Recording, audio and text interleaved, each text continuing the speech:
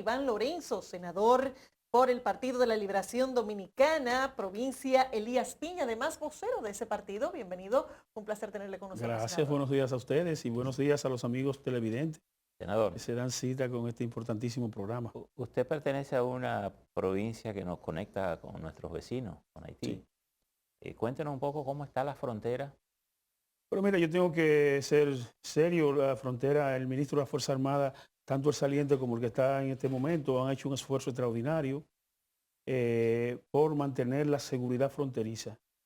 El ministro saliente invirtió, tanto el Ministerio de Defensa como la Dirección de Aduana, hicieron una inversión importante en verjar toda la franja fronteriza, sobre todo la que tiene que ver con Comendador Elías Piña en sentido general.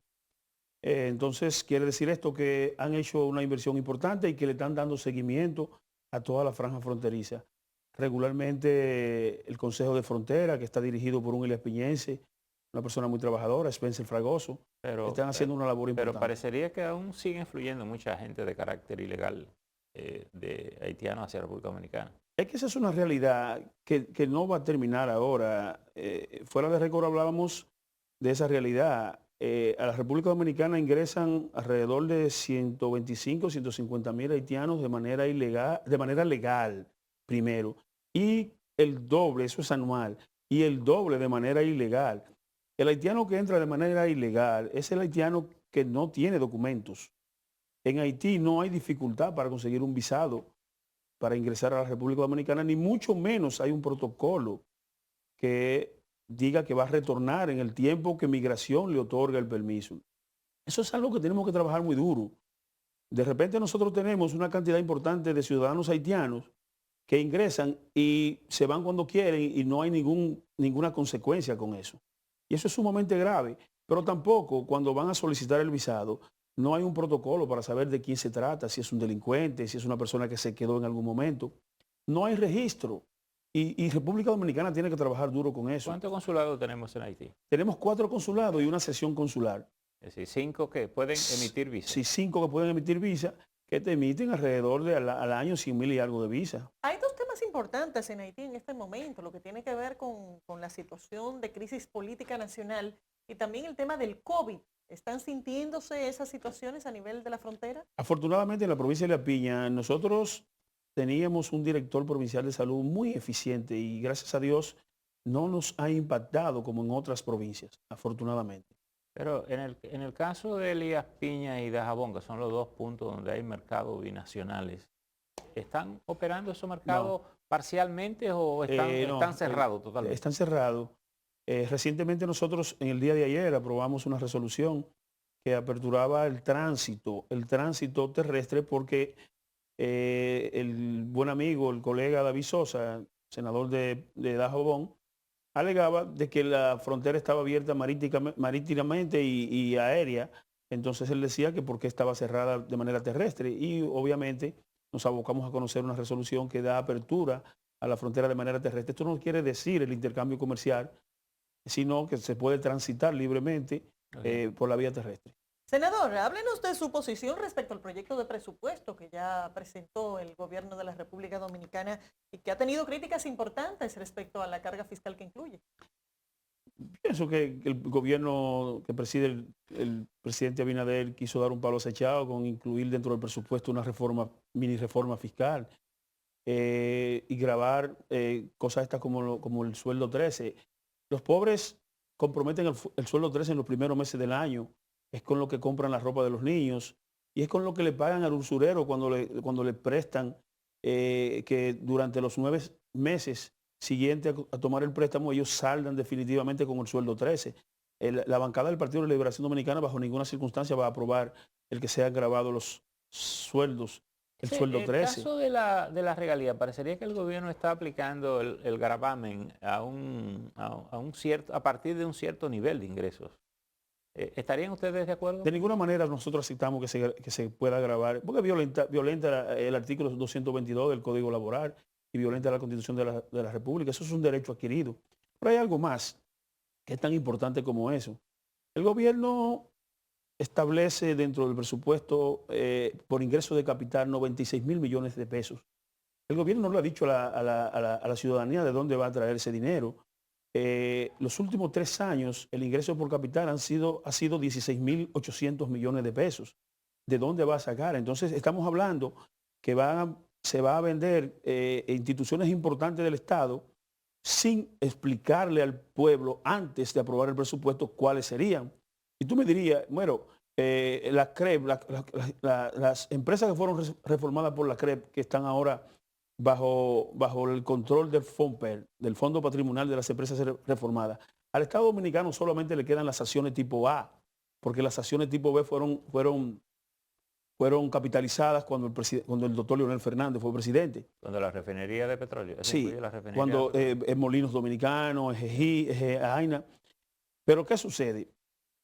El gobierno no le ha explicado si va a vender Punta Catalina, que es la empresa más importante, y ellos todos los días la desacreditan más para que cueste menos. Entonces, ¿de dónde van a sacar esos 96.000 millones de pesos?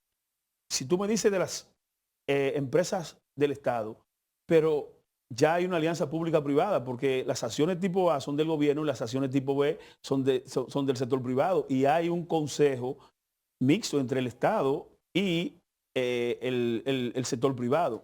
De eso que usted comenta, hay que inferir que usted entiende que una de las fuentes importantes del gobierno debería ser la venta de Punta Catalina. No, yo lo que me gustaría es que ellos sean sinceros con el pueblo y nos expliquen por qué ellos consignan los 26.000 millones de pesos como ingreso de capital, cuando en los últimos 3 años el Estado Dominicano es lo que ha estado trabajando con una suma de 16.800 millones de pesos. Entonces, pero ¿por qué presume usted que hay la decisión de vender a empresas? Porque ¿cómo tú justificas esa suma exorbitante contemplada en el presupuesto de la nación? ¿De dónde la van a conseguir? Estamos hablando que en los últimos 3 años el gobierno del presidente Danilo Medina presupuestaba 16.800 y era lo que se ingresaba por ingreso de capital. Este gobierno contempla 96.000 millones, es una diferencia abismal. 16.000 millones que proyectaba el presidente Medina. El presidente Medina, que yo recuerde, no vendió ninguna empresa. Bueno, precisamente por eso. ¿De dónde venía? ¿Como beneficio de las acciones que tenía el gobierno? Claro que sí. Entonces, estamos hablando de 96.000. ¿Cuál sería la diferencia entre 96.800 y 16.800 y 96.000? Estamos hablando de una suma... Bueno, según los datos, Punta Catalina generaría un beneficio de unos 500 millones de dólares. ¿Qué pasa con Punta Catalina? Punta Catalina hoy cuesta 2.000 y algo de millones de dólares. Ahora, el presente gobierno con el descrédito que le tiene ha deprimido el valor. Porque por un lado, el presente gobierno desacredita la gestión pasada diciendo que el país está quebrado, pero a un país quebrado no le prestan. Ayer se aprobó un préstamo por 20 millones de euros. Hay uno cursando de 155 millones de dólares, pero ya nosotros se había aprobado 4.300 millones de dólares. A un país que esté quebrado, a un país incumplidor con el servicio de la deuda pública, no se le presta 4.300 millones de dólares. ¿Qué quiere decir? Que el gobierno del Partido de la Liberación Dominicana tiene una historia de cumplimiento con el servicio de la deuda pública.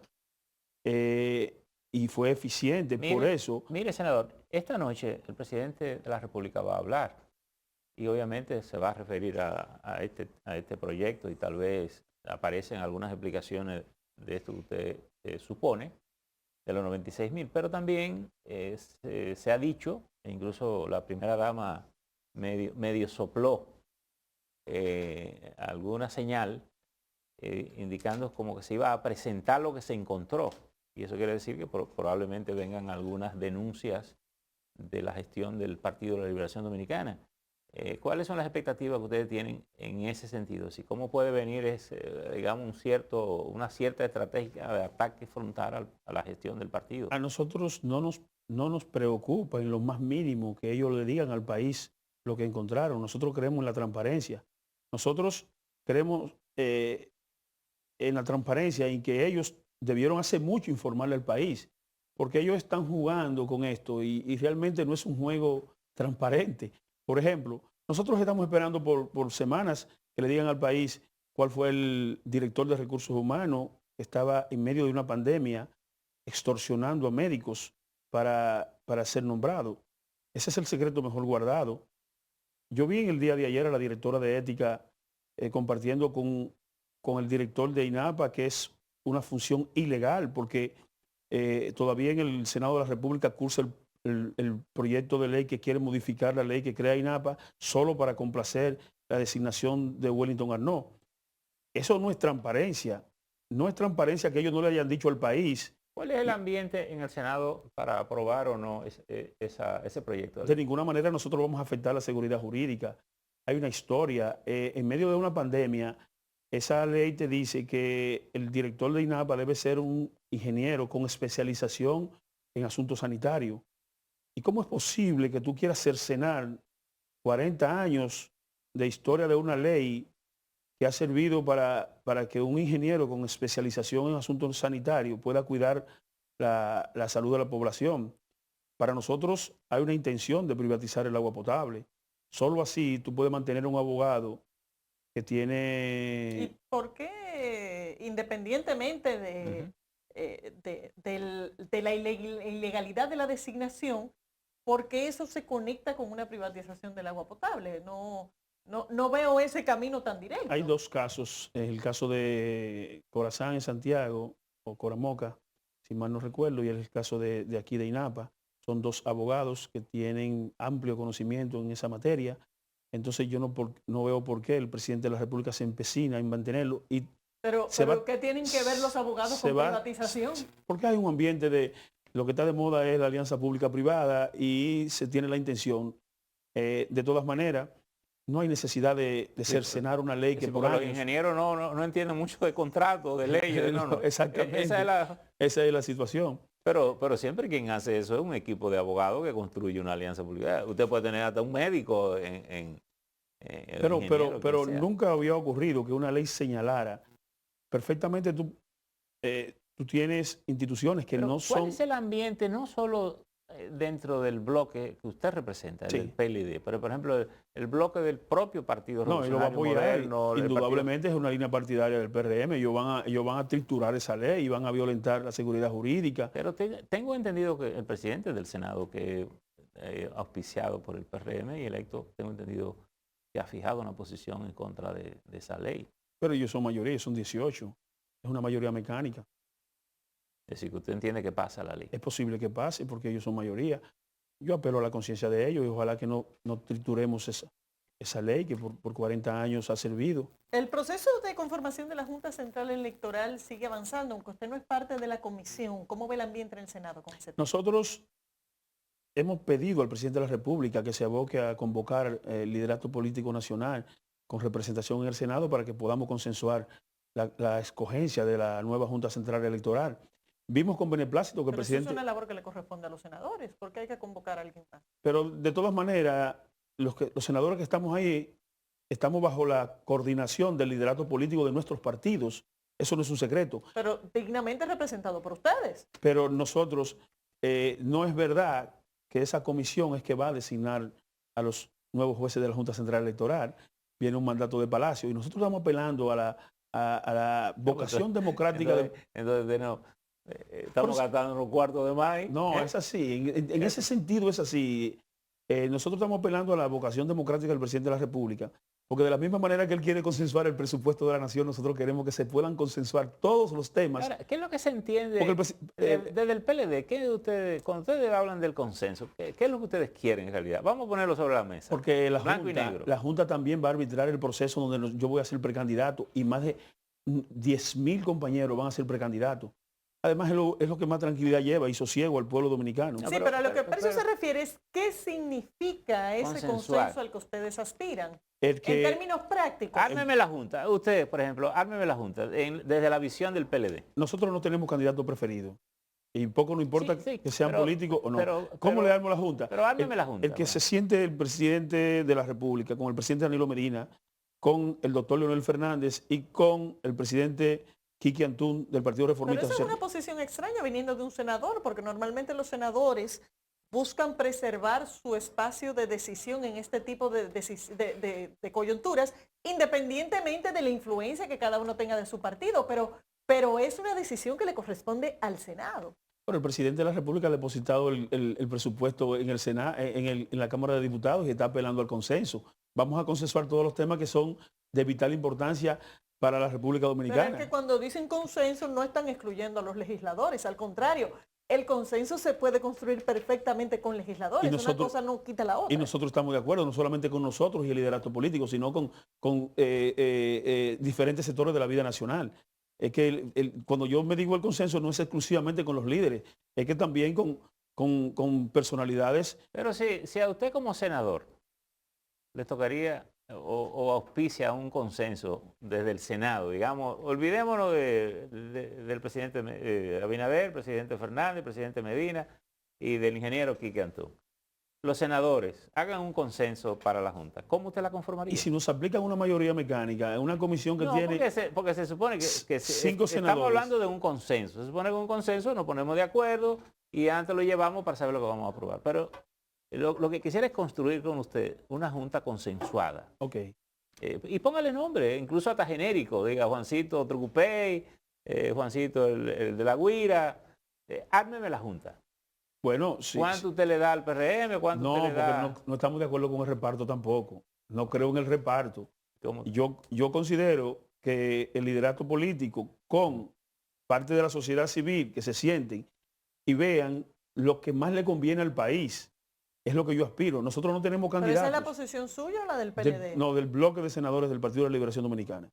Nosotros apelamos al consenso y que con la participación de todos los actores de la vida nacional, tal como lo está presentando el presidente con relación al presupuesto nacional, el presupuesto está depositado en el Congreso Nacional.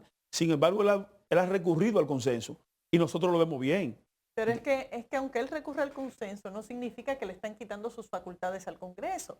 No significa que eso se va a decidir más allá, fuera de los legisladores. Pero bajo la orientación del liderazgo político. Si el liderazgo político se reúne y traza pautas abiertamente y toman decisiones, están vulnerando una competencia que es del Senado de la República. No, pero ellos pueden convocarnos a nosotros también y juntos lo podemos hacer, bajo la orientación. Es que tú no puedes quitarle a Luis Abinader, que en este momento él concentra el mayor liderazgo del país. Tú no puedes quitarle al compañero Danilo Medina, al presidente Danilo Medina, que es el líder del Partido de la Liberación Dominicana. Pero es que esas no son posiciones que deben asumirse a título personal. Hay partidos, el PRM fijó su posición, el PLD ha fijado varias posiciones. Se supone que desde el sistema de partidos y desde el Congreso Nacional, nuestra democracia tiene que ser capaz de producir un consenso sin que tengan que sentarse en una modalidad de acuerdo entre caudillos los líderes de los partidos. Y yo le pregunto, si la comisión tiene 9, ¿por qué no pusimos en la comisión 3-3-3? ¿Por qué hay 5? Porque esa no es la proporción del Senado. Ah, entonces nosotros no podemos apostar a que una mayoría mecánica imponga una junta que pueda desestabilizar el país. Nosotros no podemos apostar. O sea, ¿ustedes quieren que la posición política del PLD en el Senado tenga exactamente el mismo peso cuando el PLD perdió las elecciones? De cara a la Junta Central Electoral tiene que ser así. Porque nosotros, esa junta no es del PRM, esa junta va a arbitrar el proceso de pre-campaña nuestro y va a arbitrar el proceso donde van a salir escogidos, electos, más de 4.000 funcionarios públicos, incluyendo al presidente y al vicepresidente, incluyendo los 32 senadores y 190 diputados, a todos los alcaldes y directores de distrito. Entonces, se obliga a que esa junta sea de consenso para que haya representatividad. Es que la junta no es cualquier cosa, la junta es un órgano que gravita en toda la sociedad. De hecho es así, es sensible. El PLD ha sido muy criticado en otros momentos por las conformaciones de la junta que hizo. Cuando teníamos 26, hicimos una junta de consenso. 26, ellos tienen 18. No fue de consenso propiamente dicho, ¿eh? De hecho, el PRM no tuvo ningún integrante en esa junta. No hay del PLD tampoco. Se hizo una junta de consenso, que es lo que aspiramos ahora.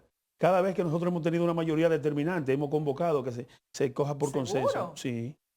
En ese criterio de consenso, ¿ustedes son partidarios de que personas vinculadas con los partidos puedan ser parte de la Junta? Claro que sí. Si tienen independencia de criterio, poco importa que pertenezcan a un partido.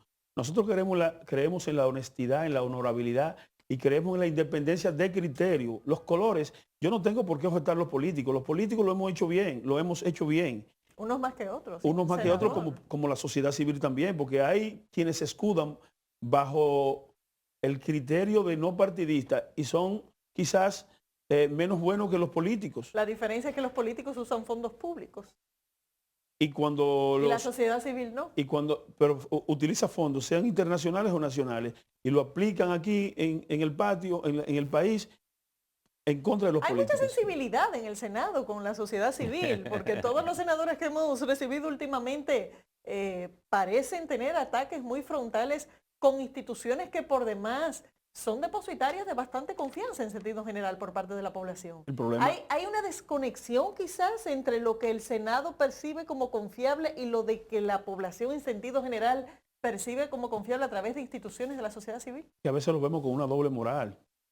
Atacan a los políticos, pero hacen cosas más malas que los políticos. Y cuando le interesa también se meten en el tren gubernamental. De repente tú tienes a alguien en una institución no partidista y te aparece designado en una posición importante del gobierno. Pero eso no tiene nada de irregular. Porque hizo un trabajo bajo el criterio de que él no era partidista. Ni es malo. Pero hizo un trabajo en contra de un partido bajo el criterio que no era partidista. Entonces tiene que ser sincero. Los políticos somos sinceros, somos del PLD. Así que esos son agentes de la secreta. Sí, estos son agentes de la secreta. De ahí viene la sensibilidad con la sociedad civil. Es posible. Nos sentimos engañados. Pero es interesante porque esos cuestionamientos no solo vienen del PLD, sino vienen también del propio PRM. Parece que en el Senado, en sentido general, hay una sensibilidad. Y es una realidad. Es una realidad. Entonces, ellos no partidistas me quieren poner la junta que va a arbitrar mi proceso, que yo aspiro a senador, y el proceso de 10.000 compañeros, pero yo no sé qué está pasando en su institución. Yo no sé cómo elige Participación Ciudadana su directiva, ni Finjus, ni la Junta de Vecinos Mamá Tingó, que también es no partidista. Entonces, pero ellos... es que son instituciones privadas. Y dirigen, norman lo de ellos y lo de nosotros los políticos también. Y no puede ser así. Bueno, que quizás porque ustedes también dan mucho margen. Tienes razón, Percio. O meten la pata o dan mucho margen. Fíjate cómo un partido fundado por Leonel Fernández quiere regatearle al Partido de la Liberación Dominicana la segunda mayoría para la conformación del Consejo Nacional de la Magistratura. ¿Cómo se va a solucionar eso? Porque, bueno, César, su anterior compañero, estaba en esa silla, usted se la dejó calientita ahí. El criterio que él tiene es que le toca a la fuerza del pueblo. Pero ellos no te dan una explicación desde el punto de vista jurídico. Ellos te dicen que son 8. Esto no se trata de una simple suma aritmética. Esto no es ni caraquita ni quiniela palé. Esto es un asunto muy serio que es de la Constitución, un mandato de la Constitución. Pero la Constitución habla de mayoría partidaria o de bloque en el Senado. Dígase que no es un asunto tan evidente como usted lo presenta. Es evidente porque se presume que el presidente... Es evidente para el PLD. Se presume que el presidente del Senado viene de una mayoría. Es el espíritu del asambleísta. Y te dice, para que haya una representación de los demás partidos, te dice que el Senado, el senador elegido por el Senado, que representa la segunda mayoría, pero que no vaya aliado al presidente del Senado, al partido o bloque de partidos que postuló al presidente del Senado. En ese sentido, yo le presenté ayer, y se lo dejé en su curul a cada senador, el acta donde evidencia que fueron aliados Fuerza del Pueblo, Partido Reformista, el BIS, a Dominicano por el Cambio, que es el partido que postula al presidente del Senado. Además, le deposité a ellos, a todos los senadores, la resolución número 25 del 2020, que es el pacto de alianzas y coaliciones políticas, donde ellos la suscribieron, un pacto de alianza entre Fuerza del Pueblo, Partido Reformista y Dominicano por el Cambio. ¿Pudiera esto llegar al Constitucional? Es posible, sí. Si se empecina el partido fundado por Leonel Fernández. Pero al final no son ellos que se tienen que empecinar, porque ellos no son los que tienen la mayoría. Yo creo en la vocación democrática de Luis Abinader y el Partido Revolucionario Moderno. Yo no creo que ellos... Esto no tiene nada que ver con vocación democrática, tiene que ver con interpretación constitucional. Tiene que ver con respeto a la Constitución. Y yo no creo que ellos apuesten a que un Consejo Nacional de la Magistratura sea ilegítimo para que dé a luz a unas altas cortes ilegítimas. Eso crearía una crisis de ilegitimidad. El tiempo se nos ha agotado, estamos pasados ya. Sí, gracias. Verdad que está bien aquí. Muy bien. Laura lo ha dejado. Señores, vamos a despedir al senador Iván Lorenzo de Elías Piña por el Partido de la Liberación Dominicana.